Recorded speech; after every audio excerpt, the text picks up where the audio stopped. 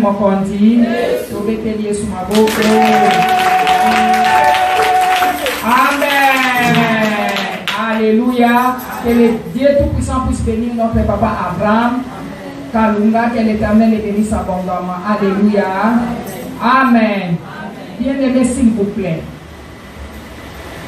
Nous sommes là, nous les mamans, nous devons comprendre beaucoup de choses. Parce que nous sommes à la base de beaucoup de choses. Ma maman est belle, tout ça à la base, il y a problème, ça va comme belle, puis son moko. Alléluia. Puis son moko. Il y a un mot, tout ça, la prière, Seigneur, si je suis à la base de tout ce que j'ai comme problème, pardonne-moi. Nani mokondi, Yahweh Nzambe a pardonné yo. Ma papa peut pas venir libanda, mon bali peut, afin qu'il n'entende pas mon moi été. Alors dit mais moi ça ne va pas. Yo ça la base ya ko poussa mon bali na yo akende et sika mususu. Vachili comme à cause ya berrer muke, a poussa qui roi akende okutana na reine Esther. Alléluia. Parce que Esther n'a pas de capacité. Nous n'avons pas de capacité, c'est le Saint-Esprit. Alléluia. Mon sang, nous avons enseigné, on peut savoir la capacité. Nani mokondi. Yesu alingio. Yamaka kabongo. Nama benyo sozanango. Jésus connaît. Il t'appelle tel que tu es là. Amen. Je bénis l'Éternel et je le remercie bien aimé de m'avoir fait ou de nous avoir fait confiance. Amen. De nous avoir fait grâce, bien aimé, d'être parmi vous. Et je bénis le Dieu très haut, bien aimé, pour votre présence enseignée. Je sais que c'est Dieu qui a permis que vous soyez là. C'est le Dieu des temps, le maître des temps et des circonstances. Il va opérer de grands miracles parmi nous. Alléluia. Pendant ces 3 jours, nous serons bénis. L'Éternel va nous transformer dans beaucoup de choses. Nani mokondi, lobi tolobela ki makambo ebele ya minoko solo. Maman, likambo munoko. Munoko solo, maman, s'il vous plaît. Alléluia. Amen. Mutu moko abengi, mobali moko abengi, maman, yebisa pe mwasi na ngai na sa mabele ne solo, moi ezate. Alléluia. Est-ce que ezali solo physique ou bien ezali sur le plan spirituel? Ne ramenons pas seulement toutes choses sur le plan physique. Il y a des choses qui se présentent sur le plan physique, mais qui se présentent sur le plan physique, mais qui a de l'impact sur le plan spirituel. Alléluia. Mais à peu près, exemple, maman ça fait, je crois, 9 ans ou 8 ans. C'est une bonne femme, elle travaillait, elle était belle. Maman, lobi nanga, lobi maman. Partout na kenda kata lelo na kutani na mobile. Mobile wana, okomona ka okoye mobile atiki ngai. Est-ce qu'on sera kendaka? Mobile batu bazonganga na valeur te. Batu ba rejetaka ngai. Batu ba boyaka ngai. Mais na yebaki te. Tangu otei na te yaka mateya moko. Connais-tu toi-même? Tangu akei kombote la tuni nzambe nzamba la kisiye. Azalaka na salité extrêmement tout le corps. C'est-à-dire azana salité nzoto na mobimba. Alors tangu yazo kende batu bayokaka esolo wana solo anye. Alléluia. Donc yeba pakola extrêmement nzoto na ye sans que ya yeba. Sikoyo sur le plan physique yoko yeba te, mais sur le plan spirituel batu oyo sur le plan spirituel ba impact ya makambo nezo sala mapezo de tout bon oinayo nani mokondi. Alors aloti batu bazo kende baza ko accompagner ye na ba drum bazo beta elumba solo. Maman nani ozo se souvenir hein, maman nani moi suana a témoignaka. Alobi batu bazo beta ba drum, ils étaient en train de jouer sur le drum elumba solo. Cette maman sans mauvais batu bazolanda yazolela batu ebele bazobeta batu bazoseka ye elumba solo bandindi ezolanda ye bien aimé asituki. C'était ça son identité. Amen. Alléluia. Bien aimé totangi na Ésaïe chapitre 23, pardon, Ésaïe chapitre 43, parce que na koloba lobi nalingi lelo natika moi maloba na frère na biso apesa so témoignage. C'est ce qui va nous amener dans des enseignements de demain. Nous avons les combats sur le plan spirituel tout comme sur le plan physique. On dit que c'est la spiritualité qui domine sur l'esprit. C'est la spiritualité qui domine sur les physiques. Et c'est les plus forts qui dominent sur les faibles. Bien aimé, cette femme-là, sur le plan physique, elle n'avait pas de problème. Elle était belle, elle avait étudié, elle était propre, elle mettait le parfum. Mais sur le plan spirituel, il y avait quelque chose qui s'est passé, qui s'est produisait dans sa vie. Loba lelo. Vous avez quelque chose. Totangi na Ésaïe 43, verset 18, je lis la parole du Seigneur. La Bible dit dans Ésaïe 43, verset 18, ne pensez plus aux événements passés et ne considérez plus ce qui est ancien. Voici, je vais faire une chose nouvelle sur le point d'arrivée. Ne la connaîtrez-vous pas? Je mettrai un chemin dans le désert et de fleuves dans la solitude. Amen.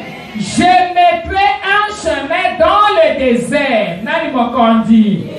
Nani mokangoli. Alléluia. Yoka. Et ça n'a eloko moko. Je prie pour une maman ici, que l'Éternel vous bénisse. Je prie aussi pour les papas qui sont venus pour nous accompagner, que le Dieu très haut pense à vous. Bien-aimés, et ça n'a eloko moko. Yo yena convention o na ngina ebisayo. Et ça na eloko moko na vie à moto, et ça toujours na deux choses. Alléluia. Et ça na deux choses sur la vie d'une personne. Nous avons toujours deux points selon ce que nous venons de dire. Il y a le point d'arrivée et le point de départ. Même si c'est le point d'arrivée, même si c'est le point de départ, pardon, tu avais échoué. Na solo be la maman encore. Maman na lobeli yo, loba amen. Jeune fille na solo be la yo. Même si c'est le point de départ, ou échouaki. Même si c'est le point de départ, makamwezaki ko bongate. L'obétika li point mon corps. Ce point, c'est le point d'arrivée. Alléluia. Alléluia. Il peut arriver que les choses n'ont pas marché au point de départ. Ne t'en fais pas. Ne crains pas. Ne te trouble pas. Ne te tourmente pas. Alléluia. La Bible dit, laisse-toi, sois éclairé car ta lumière arrive. Alléluia.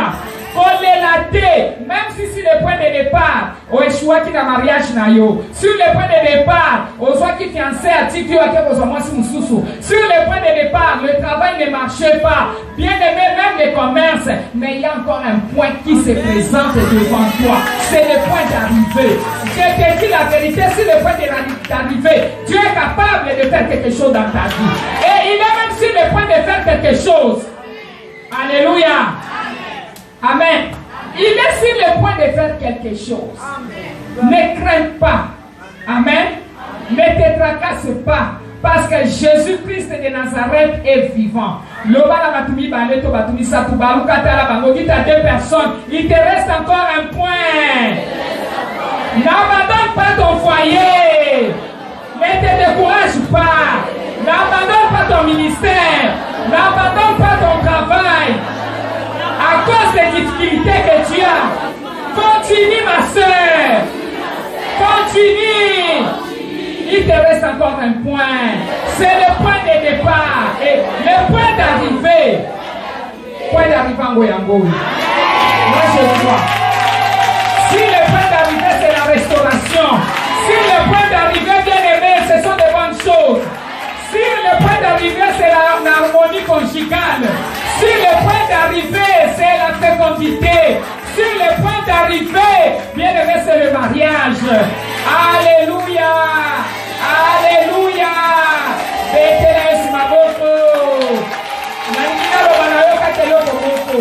Amen.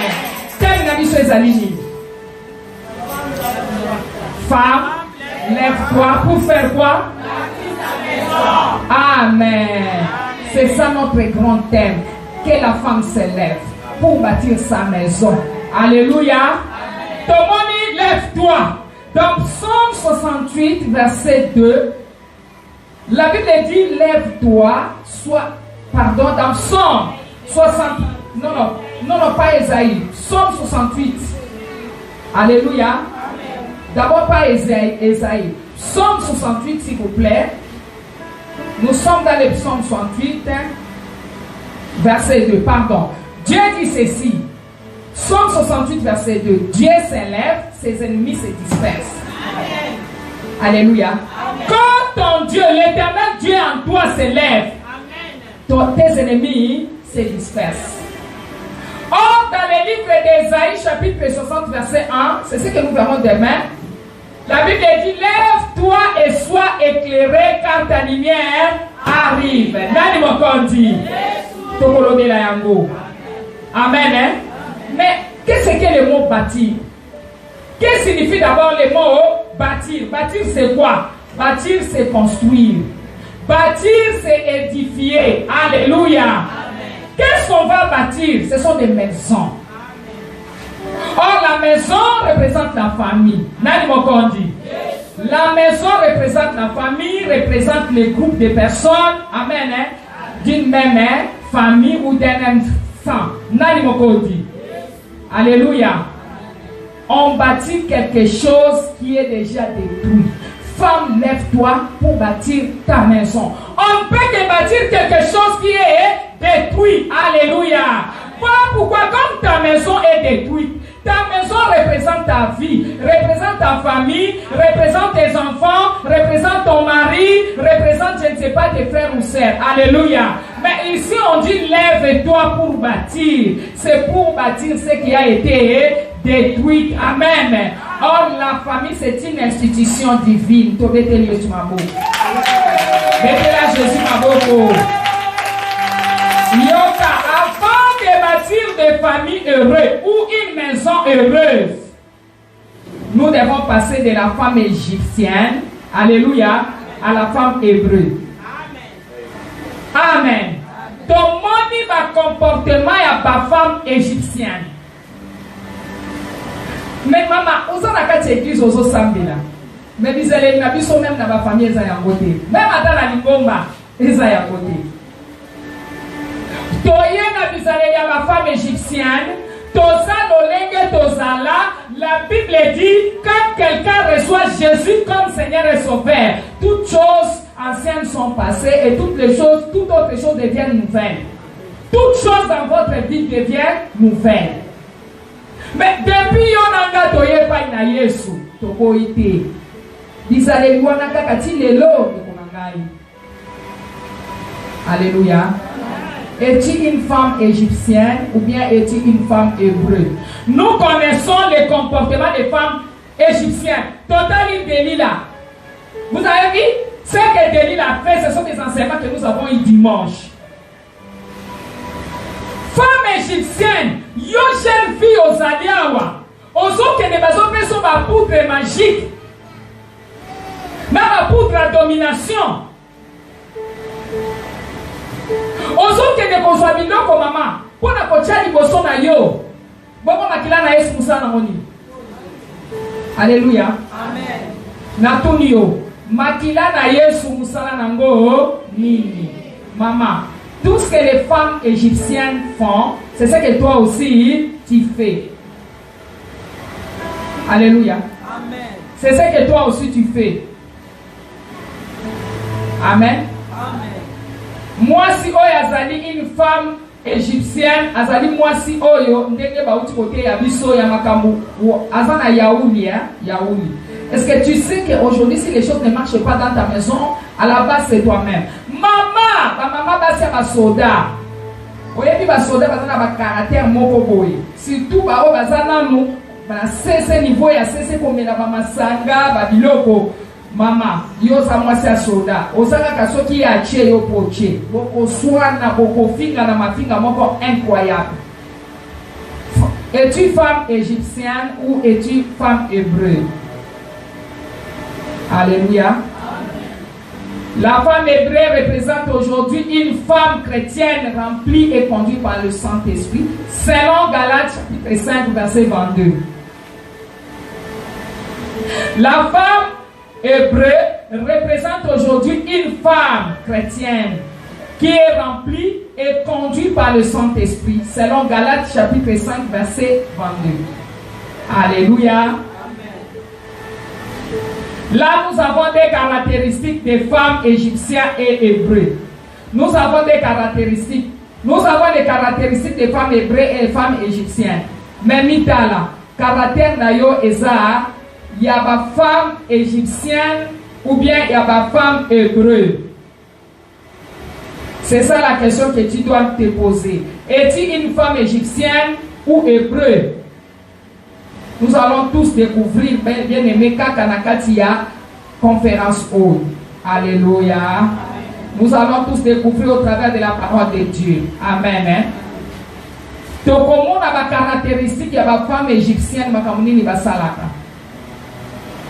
Tomoni ba Delila, tomoni ba Bangar, tomoni ba femme égyptienne, ba sana ma kamuna bango. Mais femme hébreu, tomoni Anne, tomoni Ruth, tomoni Naomi. Alléluia. Yo osa femme ni. Nani mokondi. Osa femme ni. Osa Jézabel, puisque Jézabel représente l'idolâtrie, l'orgueil, la domination, la désobéissance, l'envie, la convoitise, les luxures, ainsi de suite. Maman, osons-nous la prendre à Nini, Badobi, tu es unique à ton genre. La personne qui est à côté de toi n'est pas plus que toi. Tu as des talents, tu as des dons qu'une autre personne n'a pas. Alléluia. Dis, je ne suis pas comme elle. Je suis unique à mon genre. Bien-aimé, Dieu t'a créé, c'est pour impacter. Ce n'est pas bien-aimé pour impressionner les gens, mais c'est pour que tu puisses impacter. Mais qu'est-ce que tu fais pour que tu puisses impacter? Alléluia. Qu'est-ce que tu fais? Pour que tu puisses impacter, tu dois t'élever. Et pour que tu t'élèves, on a ma futilité, on a ma comportement banal. Alléluia. Caractère, mentalité. Donc, maman yaka lobi avant. Demain, je vais parler. Je vais communiquer parce que nous devons prier. Amen. Que le Seigneur vous bénisse. Avant d'appeler ça, nous vous invitons. Et après, nous avons frère parce que lobby na koloba makambu oyo ekobimisa yo na esika bateka yo. Et Yahweh Nzamba côté ma profitela o banyongo oyo yo zwa sanke oyeba. Loba na nguya makila na Yesu, banyongo nga na zwa sanke nga na yeba, oyo kondana vinanga, oyo kanga desine na ngai, na mawana Nzambe, pe na bolingo na Yesu, makila na Yesu, le son des rachats, le son de la rédaction, écoutez la banyongo, oyo baso réclamer vinanga, consciemment ou inconsciemment, au nom de Jésus-Christ. Il y a quelqu'un qui est en train de réclamer ta vie. Et Zanan, tu dois avoir la révélation. Mais pour avoir la révélation, il faut s'élever. S'élever comme Déborah. Lorsque tu vas t'élever, la Bible dit lève-toi, sois éclairé. Et tu es éclairé, tu marches dans les ténèbres. Yo mutozana molini nani akotala yo. Nana okabela yo. Mais c'est normal bazo mobali na yo. Yo sana molini non. So walingi bazo mobali no te kota na lumière. Nana akabi mobali. Yo, waprendre ke mobali na nga bazo bibaika ko ebiso mobali na yo bazalaka na fi wana mbangu. Okay? Obadi ko tuna fi wana. Mais bibali ebele batiki basi a partir ya makamboyo. Comment yo bayebisi yo okoki kovanda kimia te? Une femme hébreu, azali moi so azobele la Yesu tongo midi pourquoi? Kolukelo ya Nzambe pona ko protéger ndaku na ye. Yo ozwa oya yo okendeke ko ka refuge na yo na Egypte. Oye oluka refuge na yo epa ya Nzambe. Alléluia. Na ba caractère no ya mabe, ale mobali atiki yo aki azui Esther. Bakotika yo, bakokende kozwa Esther. Alléluia. Totaki na Bible que Esther azaki lisumu. Pona nini?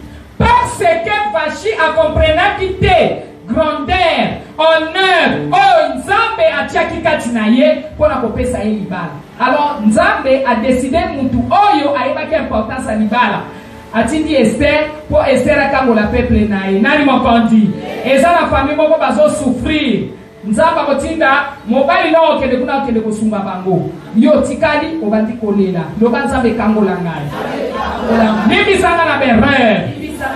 Amen. Pas erreur de commettre et menidiso na makambu et belé. Amen. Nani mokondi. Frigidité na mbe. Moi si ata mobile asingi asoyo kata elo côté. Ata plaisir moko tata désir mon côté. Si mon mobile akeluke serte. Mobile asimba yo basimba te. Na lembi. Atikanga na lembi. Yo lembi mezana mutu mususu oyo aso lukango. Nani mokondi. Yo lembi mezana mutu mususu aso lukango. Il faut eba ko planifier. Comment Satan na yo. L'air nini okosala musala. Comment okosala misala ya bana. Ndenge nini okosatisfaire mobali na yo na butu. Alléluia. Mobali kaka soki alingi aloba yo komi na 10 mots. Mwasi wana akei komona nganga. Kamarade na bilokola mobali no akiminda kuyaka. Inde tina ndako nganga wo. Bakomi na ndako nganga olobi problème ni. Alobi na nganga mobali nanga akutani na mwasi moko alingi suko sentir nga te. Bien aimé. Nganga elisi alobi est-ce que mobeko na kopesa yo kokoka abi oui na kokoka. Le féticheur a dit garde d'abord ton argent. Je vais te donner un fétiche très puissant. Quand ce fétiche va se manifester, tu reviendras pour me donner de l'argent. Alléluia. Mobali akei alokoti nganga akei alokoti libanga moko ya pesi mwaswana. Alobi swa libanga oyo kobanda lelo soki mobali no azoloba yo sala nini? Kanga munoko na swa libanga oyo kotisa na munoko. Ti mobali na yo akosilisa koloba. Nde osali nini okwaki libanga wana. Mwasi asali mbala liboso, asali mbala mibale, asali mbala misatu. Po mobali deja zaki asakei. Po mobali akende za jete. Ezana mutu moko afanda kalobi kolo. Tindela nga mobali. Bakusumuso oboda binza tindela nga bienfaiteur divin. Ba bienfaiteur divin bazako. Mais je vous dis la vérité. Puisque toi tu ne comprends rien. Oh yo sana mwefoye bako simba yango malamu. What is in English? Keep it very well. It's that. Professeur nanga ya anglais. Alléluia. Nani mokonti.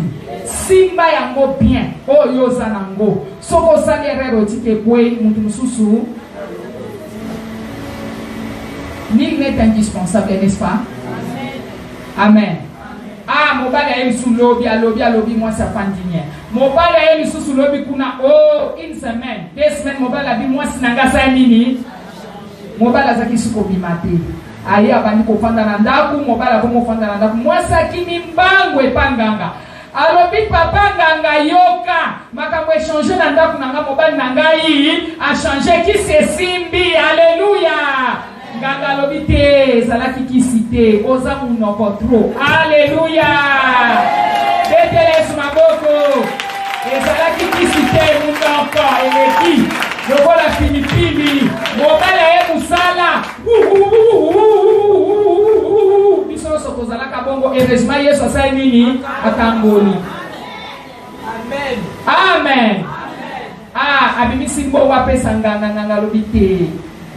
Nasali eloko te zonga na mbongo na yo. Amen. Nani mokonti? Ndeko changer pe. Tangu toyaka kati na Yesu toyaka na bizaleli moko. Et puis tangu tokoba kanzambe apesa kabiso instruction pour to changer. Soki Vati aye pas qui importe. Bien aimé, écoutez. Vati asala qui pesait le quadrate hein. Parce que ce qui totali na verset 2. Vous allez voir, je prends le chapitre 2. Vous remarquerez que roi azalaki ko regretter Vati. Bien katika kiye, mazaki ko regretter ye. Bato bazalaki pembe na Vati nde bayebisa ki etika mwasi wana. Eza na bato baza pembeni o balingi yo zalesika yo zalite. Baso combattre yo kutu na moyo. Bien aimé, zala prudent, loba zala prudent.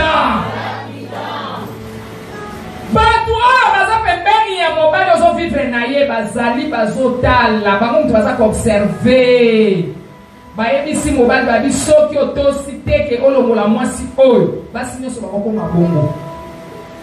Roi azalaki na problème na Vati te alingaki tika mwasi na ye mais bato oyo bazalaki tout autour na ye bato nyonso baza tout autour na yo balingaka yo te. Il faut yeba ke eza na mutu moko aza na bolingo koleka, c'est Jésus de Nazareth. Amen. En tout cas, demain nous allons parler. Maman, tu dois t'élever. Jusque-là, je n'ai pas encore parlé. Demain, je parlerai. La Bible dit, lève-toi, sois éclairé. Qui peut s'élever si ce n'est qu'une femme? Lorsque Déborah s'était levée, il y avait quelque chose. Déborah a dit que moi, je me suis levée comme une mère en Israël. Les choses ont changé. Alléluia. Barak a dit à Déborah, si jamais tu partais avec moi en guerre, je ne partirai jamais. Et ça a été pour moi ça au cas kolobate. Et pour moi ça qui humilié, inconsidéré, mais Nzambe nangolo na ya cheki maloba na kati ya Déborah. Et période moment temps ata osa inconsidéré na famille mobile na yo, eza na société, Nzamba che maloba kati na yo. Il faut que tu te lèves, il faut que tu pries afin que Dieu puisse amener la gloire dans ta vie. Alléluia. On conçoit révélation tangu yoko telema. Parce que Bible le dit, lève-toi, sois éclairé, car ta lumière arrive. Bien-aimé, lumière de koyate, ceux qui ont télémité. Révélation koyate, parce que lumière est en révélation. Okoye bandenge nini, bisika na uti ezaboy. Likambo e komela kingaboy. Bien-aimé, ma peignon se komela kabiso. Kotika yango elekate simba yango lokola leçon. Alléluia. Nazalaki na mariage na divorçaki, il faut na lukana ye bana divorçaki pona ni par nangeza nini par pe ya mobali wana ezalaki ni pour se corriger.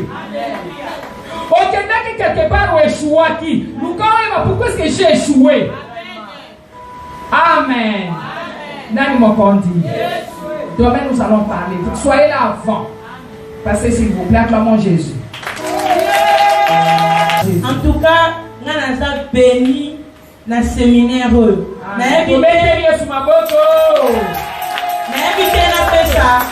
Zambé a chemin de vainqueur Nini, Zambé a maman Denise, Zambé a pasteur Abraham.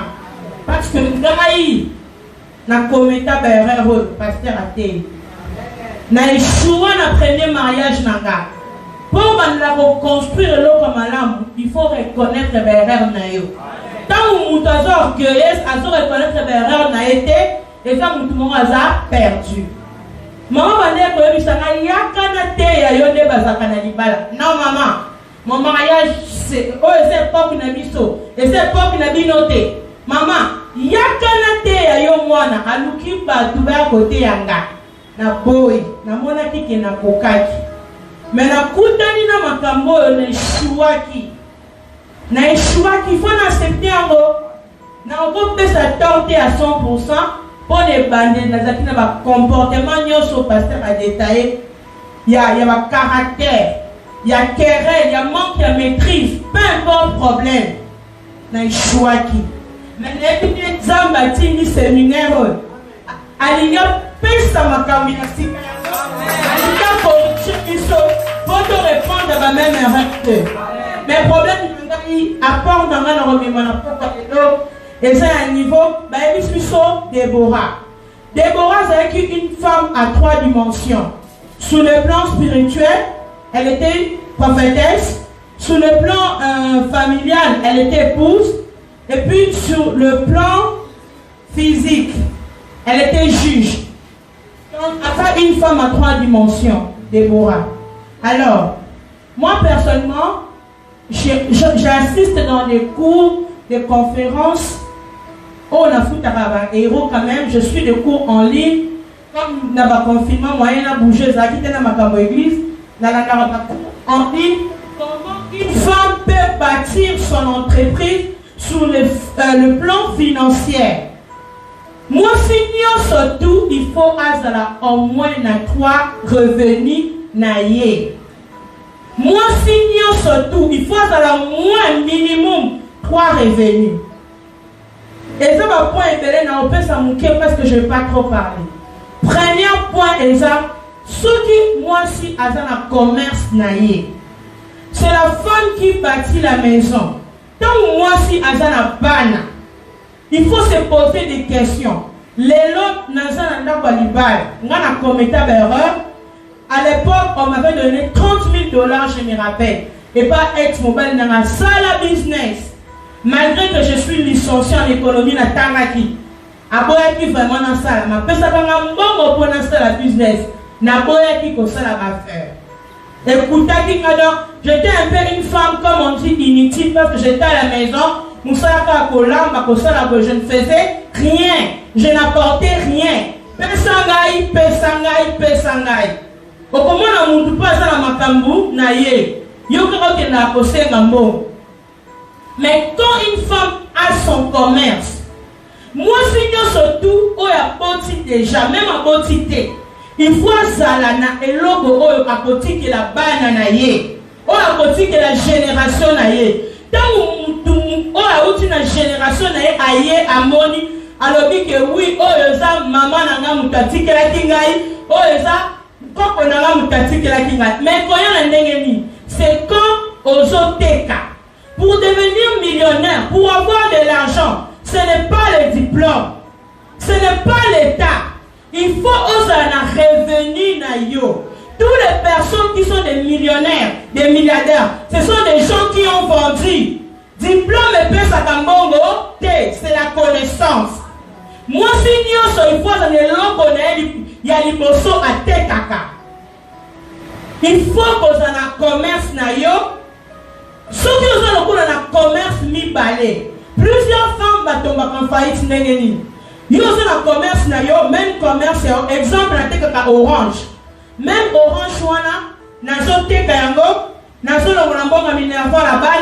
même orange, la dépense, en faillite.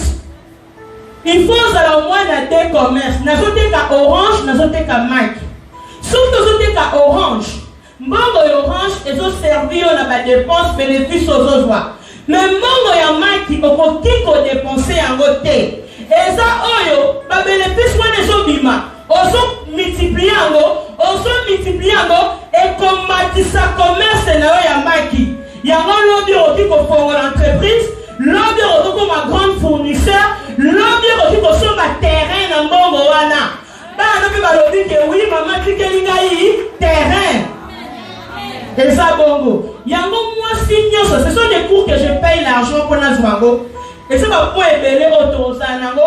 Tofongola, le chemin de vainqueur, réseau de femmes d'affaires chrétiennes. Tosanango, awa. Il faut que se soutenir. Moi, surtout, face à des locaux, azo sala. Pendant la dépendance. Les locaux malades de Rokigoye, yo. Parce que les gens couffent en hôpital.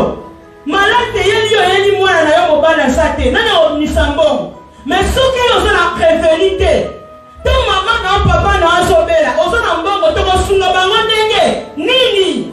Il faut ça na prévenir na yo personnel ozo na dépendance. Même plusieurs femmes bazo maltraitées bazo souffrir pour la kozala indépendance financière. Moi si biso ba jeune fille tozaka na mutuke nazoba la pomme bala longolanga na pauvreté des jeunes filles. Ceux qui osent la pomme mais osent la aide. La Bible dit la femme elle est l'aide de son mari. Donc osons pas la pose à la aide. Osons pas la pose yo moko osa déjà na ma capacité na yo. Osons que n'était beaucoup ma charge ya mutu. Yo moko pose na ba osa capable ya commission quelque chose. Ya ko bâtir quelque chose. Ba point eza ebele faute de temps moyen épinglé en moyen sezate mais na raison na tout ko sala ya ba femme d'affaires na ko benisa ba conférencière ebele bazar ba femme d'affaires ebele ba ko sunga biso to ko partager ba idée parce que moi si nyonso mutu nyonso d'ailleurs il faut azala na business na ye eza mutu ateka kanda za bénédiction ya mutu mususu. Mais ceux qui ont été il faut que l'homme pour regretter. Et ça, on a été par exemple l'osso. Et on a dit l'osso a été regretté. On a commis dans marketing. Merci. Amen. Alléluia. Voilà. Moi, si il faut la revenu na hier. Moi si la femme est une aide. Yo osa aide, tout osali charge. Voilà. Parmi les problèmes, les choses qui amènent des problèmes dans les foyers, il y a tout le Alléluia. Et ça n'a pas si mon sous-souti peut comme il s'en va pour $200 ma. Tekata mapa. Bien aimé. Dans un mois à Zogi Otuni, vous gagnez combien? À émission qui n'a comme $50. Bah, paye sur $200, bah, d'un côté, qu'après, vous répondre à Moutouana qui comme $50. Et l'homme Moutouana paye ça. Et si vous payez ça, vous sous-soutien. Tous na kati awa ngana bilisa quelque chose na bilisi $100 na bi mama teka tamaka ko nazo sepela tende nazo mona yobo teka un mois je crois 2 semaines ou 3 semaines na pas qui c'est sous $100 na lobi teka. Alléluia. Et les qui un mois na bengi mama na mama o teka ka bien nazo teka tout ça si comment teka nini ya bisinga bio comme na combien ou ça ce qu'on a combien na maboko na yo. Je voulais élever cette femme. Nangaki na matisaye na sungaye mais moi si ango akoka kitende mona ke ba o bazana ngolu baza ben capable ba o bazana ngolu te sana mutu msusu opesi $100 parce que opesi il n'avait rien mais na sasi na kochangwa le cadre akomona lokola comme si mbongo waneza ya yete façon ko travailler et akoye la yo résultat où ça la que yo ko sunga yo ko matisa e maman na ko so bata lupa. Moi j'ai vu une femme licenciée en train de vendre le pain. Cette femme s'exprimait très bien en français. Je lui ai posé la question de savoir maman otanga alobier oza niveau ni nabi je suis licencié. Ah bon? Aussi ça a bien à ISP. Nalobi ah mais pendant ni nozote kama maman na luki musala pe na zuite. Nazote kama papa na salisa mobali nanga na bana nanga kana mapa oyo mobali nanga sala ka lisusu te abelaka sala paralysie kaka na mapa oyo bana nanga bazotanga mwana nanga liboso aza na université na droit mwana nanga abandi ko relater ngai bien aimé je vous dis la vérité je me suis dit mais voilà une femme comme ça mais les insensés au pesi alobie ba pesinga lokola ba pesinga za na ngwebele.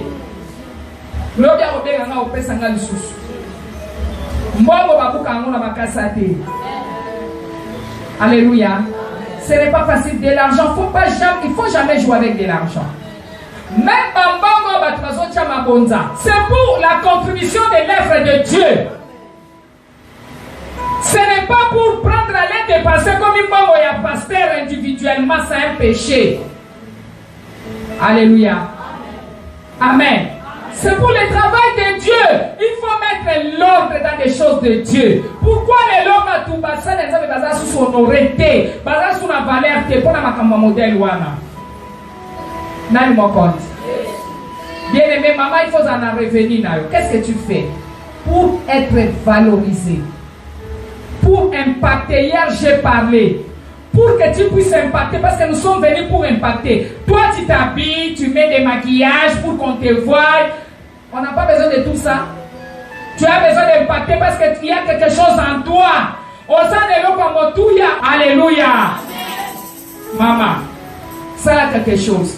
Nous vivons dans un monde où tout est pollué. Si toi tu ne sais pas, je t'informe que tout ce que tu vois là est pollué. Ne marche pas sur la terre, ne vis pas comme si tu étais seul, comme si cette terre t'appartenait. Nous sommes venus, nous sommes des voyageurs. Nous sommes pèlerins. Demain nous allons retourner. Tant que vous avez présenté Nini na Atinda Kiyo. Est-ce que vous avez que Batinda na mission? Alléluia. Maman loba Batinda ki mission na Samokili. Te yo kanisi o yakina mokili po bala, o bota, o esili o sala. Non, Batinda ki mission. Mission yo o salesa. Tozo ya, on dit tozo ya mwana moka muke. Lelo na ye, il fallait na mutuka na suite. Papa Medaza qui libre. J'ai dit s'agit de soit taxi. Ou maman tozo mutuka to kene kasi na mutuka gabi non. Lelo to kene na taxi. Tozo ya to kwa mitete pa na mwana moka muke boy. Azo jembela. Abi mama Serge na bi na kopesa elo kote ba no bazami ibi kopesa te to pusani. Na tali na bi na eyo. Tozala kino na France. Kaka makambo salakanga na lingine kele kopesa mbongo. C'était en Grèce avant qu'on aille en Belgique. Na lingine kele kopesa mbongo basenga kimbongo moko boy. Tu as qui prière.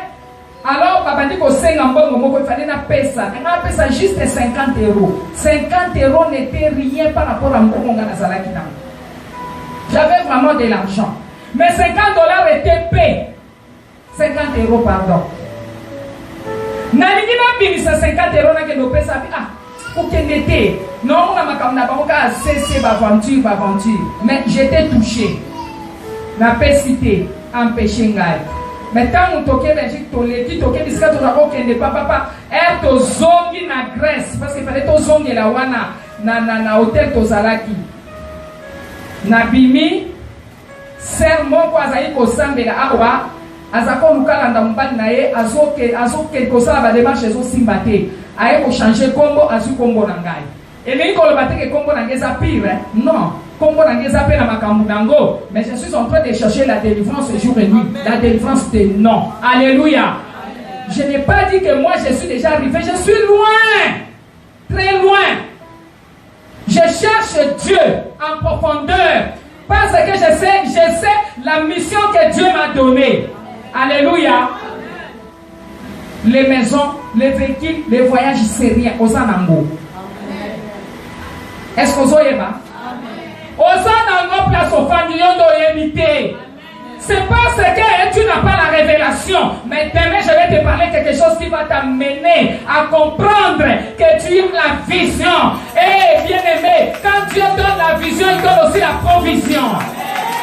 Tu n'es pas n'importe qui. Tu dois t'élever, tu dois prier et puis arriver là où Dieu avait dit que tu y arriveras. Lobana kokoma. Alors maman invité ma terre à terre, maman cessé. Il y a comme à tous ans ma colosa mutuka te yeba que je ne suis pas n'importe qui. Alléluia. Oyebi ser wana tangwa chanja ki kombo asu kombo na ngaba bazala ba yebiye nzamba sungiye a voyager. Si autant na komi na Grèce na kutaki ye na il fallait rejoindre mobile na Hollande. Gloire à Dieu aza déjà na Hollande. BTS sur ma bouche. Amen. Alors, maman, je vais tenir pour toi les sacs. Assis des sacs nangai. Dans les sacs là, il y avait plus de 1000 euros. Tozo kende, to comme dans magasin, dans le lobby bonazo zuela, bana, ba poupée. Na ba chaussures à Mickey. Na sombe la paix, ba collaborateur na moi quelque chose. Tant que toke na ye azola kisanga tale logo yo pona boy. Tala poupée oyo pona mwana boy. Mwana boy azako. Oyebi ke ser wana tolobi ser yaka otala poupée ezande azui sac aseni. Akitisi. Alandi biso. Dans les sacs là il y avait tout. Bible nanga, passeport na ezana pesaki na plus de 5 visas les Rwanda. Tout était là-bas. Babillé, mbongo, nyons, bien aimé, gloire soit rendue à Dieu. Diable penza alingaka sambusi sabiso. Moyibi wanaye, dans un magasin Bamindele, il y a des caméras partout. Est-ce que Baboko yiba mutoye bate? J'ai na bango n'est-ce pas? Le bas poursuite. Bangouya et Landinga. Bangouya Landa. Je vous dis la vérité. Na uti koye bisabino. Ser moko a été maman. Nasi, j'en sais où. Viens. Ser angoye yo oyazo qui révélation. Demain je vais prêcher avec la révélation. Zoa micro. Parce que tu vas dans la conférence. Révélation dans ton bonheur là qui mercredi, mais levé. Quand Dieu s'élève, mes ennemis se dispersent. Totalement pour détruire puissance maléfique, il y a Marie esprit. Oh, babala biso sans que tolinga. Babala oh ba imposa biso babali biso sans que tolemba. Alléluia. Alors c'était ça. Tant yo zonga que mon akini. Toke na lomba. Kolala na lala ki na priaki. Za mama de raza makasi. Na lali na ndoto. Na zoloka. Moi mobile vraiment, mobile. Adinina na nzoto na ngai donc sini na pomke na bi yo ko sali na nzoto na ngai vraiment oh ebite na zaka mobali na yo na bi ngai na sala mana o lelo na kata ba oui siko tellement na tiko pia na nzoto na bizambe o priya na saki mercredi nde na ko lala na mobali o api na ndoto ana moni mama na ngapi ya reto o sambe na tiko pia mo bala na chambre mama tala papa wakotanga na nzoto na miye bakate azo insister que oui nga naza mwasi na ye maman na ngato benzi na kati ya chambre exposition banda na sukuka pe naza na to olobaki aza kotanga basoi non soi salite kize ngona ko supporter ndoto na tena banskola na butu amen voilà ndenge ofandi wana eza na moto aza na kati na yo sanke yo yeba eza na motu moko nanu abima te me lobi yaka nani mokonzi amen nani mokonzi tokomi na presse na magasin wana moto aya fongolisa bien aimé ensuite kaka pourcent ezalaki na mbongo asimbi bible te asimbi enveloppe ezalaki na badocument te ensuite kaka juste mbongo tokomi toswi biloko sikoyo nga na nini napesa mbongo eza te mais soki ezali ya bato mpe bazali te namoni ka 2 personnes oyo azalaki awa na kotravaille na kosurveille na sikoyo tokei na kamera nini bacamoufle ekei soki mpe ezalaki esprit ya poursuite nde touti oloba awa soki ezalaki nini amen mpo nayebisa bino ngai mpo nazwa visa toke na ye tokomi bapesi visa inane bien aimé donc ngai nazwa visa sans que ezala soki ndenge nini mpo deja ka ndenge okomi ndenge ka banani ezosala mosentir ke awa mpe naza na ngai na visa facilement ekomi kaka emprunte oyo ezoleka te nazotya emprunte misapi nange ezosala te nazotya emprunte misapi oyo ezosala te consul alobi yaka na salle de bain nake na toilette na bango nasukoli maboko bien na mai ya moto bien na savon nazongi na tie rien mutu mususu aye atie esali mutu mususu aye atie esali mutu mususu aye atie esali nazongi ekomi mutu asuka babi ya kocha bien aimé nake na tie appareil wana ekufi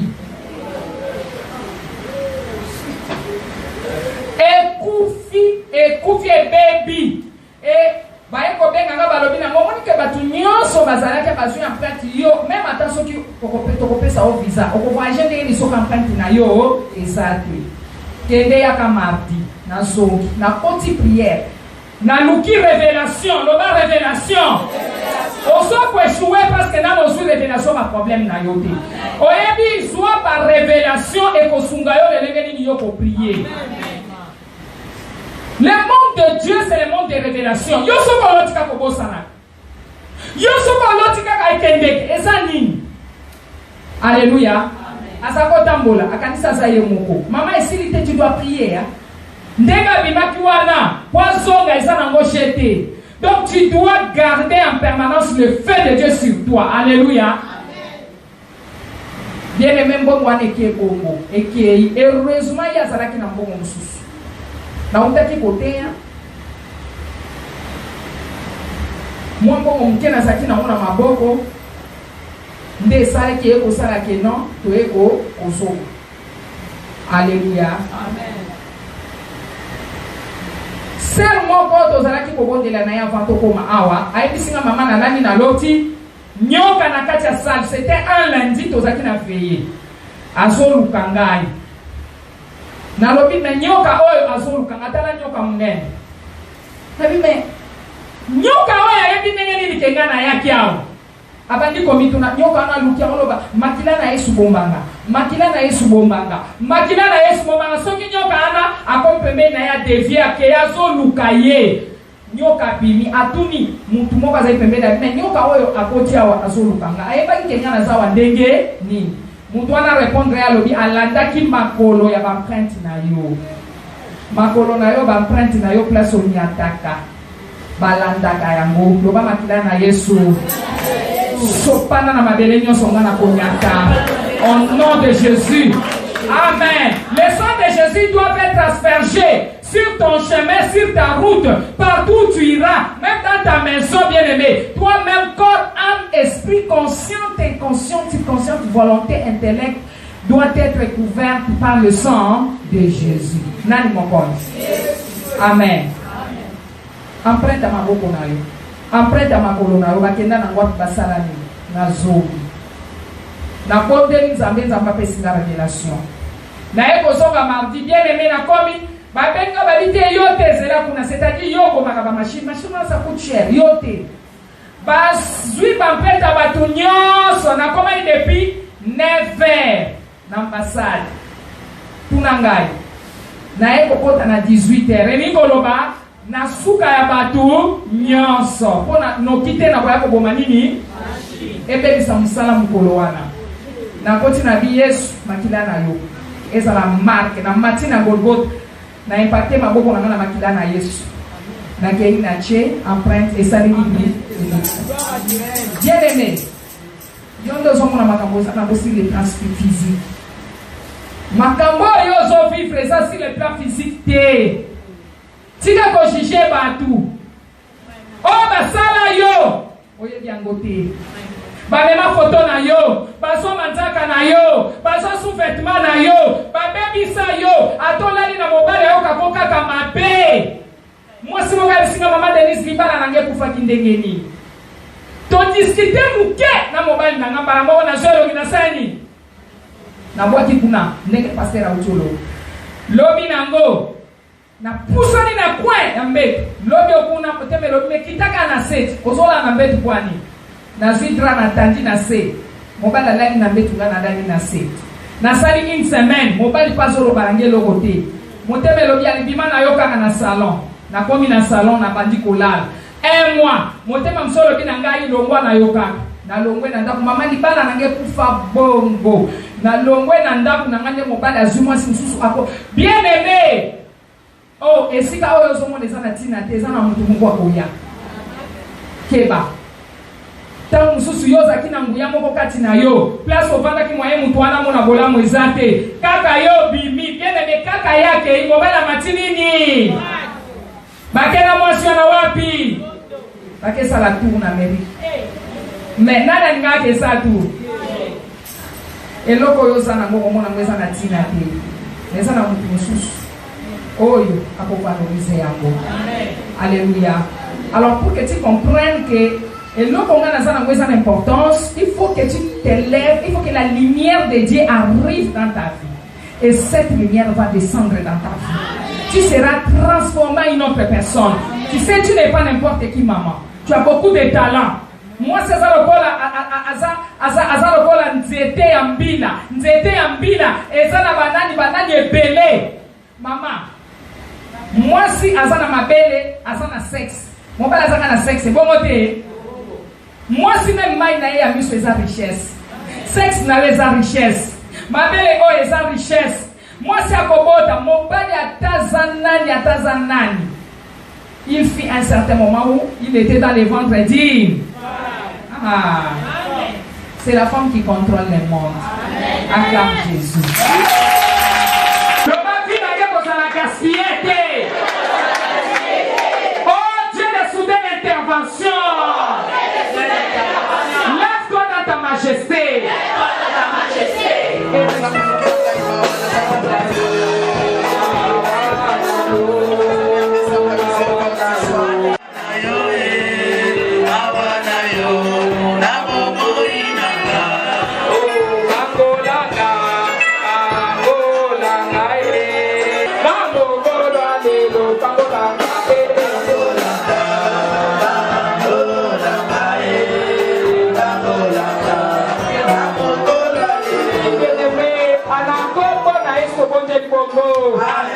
Amen. La Bible dit sans l'effusion du sang de Jésus, il n'y a pas de pardon des péchés. Nous devons plaider Makila. Amen. Le sang de la croix, le sang qui a crié plus que le sang d'Abel. Écoutez, le sang de Jésus a crié de bonnes choses. Le sang de Jésus a crié pour tes bienfaits, pour ton mariage, pour ta bien-aimée. Le sang de Jésus est venu pour nous racheter. Racheter tout ce que le diable avait vendu. Diable a été caillou. Alléluia. Mais c'est par le prix du sang de Jésus que nous sommes rachetés. Alors qu'on va gâter, la makila rédemption, on dit à la Congo na Yesu. Alléluia. La makila na Yesu, la makila na Yesu. Alléluia. Le sang de Jésus. Alléluia. La Bible dit sans l'effusion du sang de Jésus, après le pardon de péché. La plaidé makila na Yesu racheté, gars. Et ce matin, la makaraté,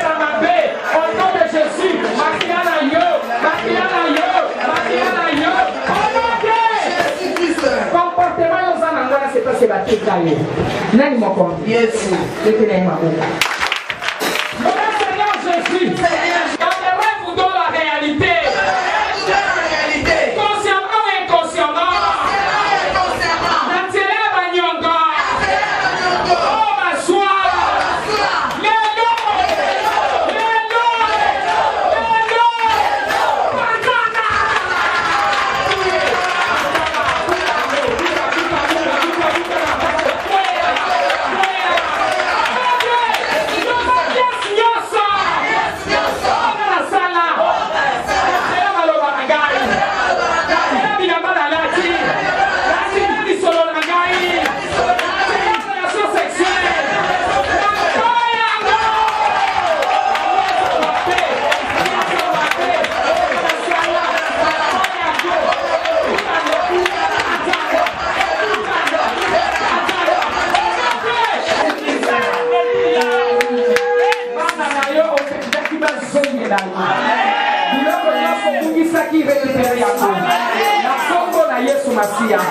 Au nom de Jésus.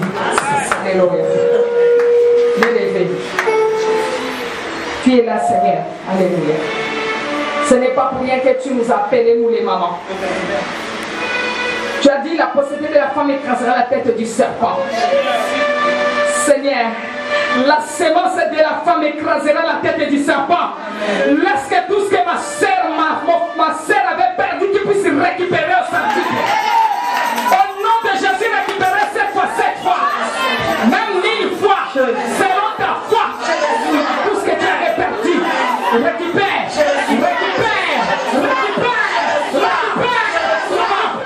À cause de la jalousie,